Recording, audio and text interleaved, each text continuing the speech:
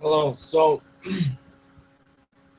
with the fake news, the phenomenon of the fake news and sex tapes, and how easily you can fake a video with someone's face on and all that stuff. Um, it seems like there's someone is bridging the divide between mainstream media and adult content. And adult content is legal because it's rated MPAA.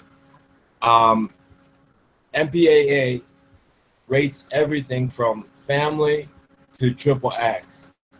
So long as everybody stays within their zone, right?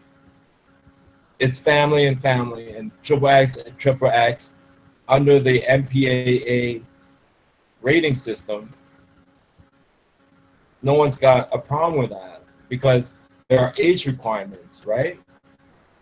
Mainstream media, especially with like publicity and mainstream media, and then a darker side to it, which is like a undercurrent of undercurrent, like a sex tape or scandal or something that sort of like carries both sort of like both things along. Someone is bridging the divide, right?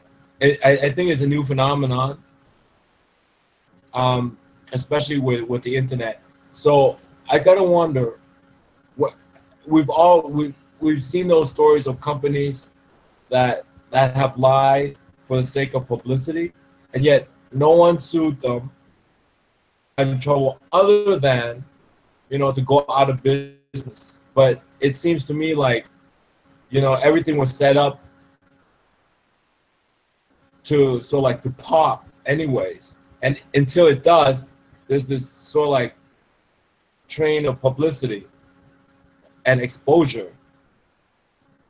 So I'm at a loss to explain it, but that's the observation, that someone's bridging the divide between mainstream and family oriented fare and adult content fare, which is both legal under MPAA, except you got to keep them separate, right? And it's clearly labeled, and clearly there are age restrictions. But someone's through bridging it, and then both things are carried on, lift off, right? Both in the mainstream and underground. And when is it okay? It seems like private companies that have no intention of going public, have no intention of having to file anything, doesn't really take anybody's money, because you ask around, nobody's a customer of it. So there's nobody there to sue them if they lie, and they can say whatever they want about how much money they're supposed to be making, or how many customers they have, but nobody uses it. So after they lie and they're caught, we're all expecting someone to sue them. Nobody sues them because no one or I know actually uses it, has bought into it to warrant suing them. So it's a strange phenomenon. If you check my background, it's like who am I? I came out of woodwork, just one of the social media millions. But the people I work with are very real, and they have brands to protect and stuff like that. And everything on there you can verify. But it seems like a lot of companies, people, celebrities, or whatever have you, carried aloft both on mainstream publicity and underground publicity. And if you ask somebody, a regular, every person, nobody really has plunked down money. So if they lie, nobody's there to really sue them. Isn't it strange? I find it very strange. And that's why I think if you rely on fame or publicity as moral, like the editors must have checked.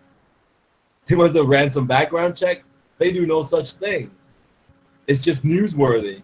And then it turns out it's a whole big lie. and then it becomes another news story after that. Like yesterday's story was they were a hot startup, and today's story is they lied about the whole thing.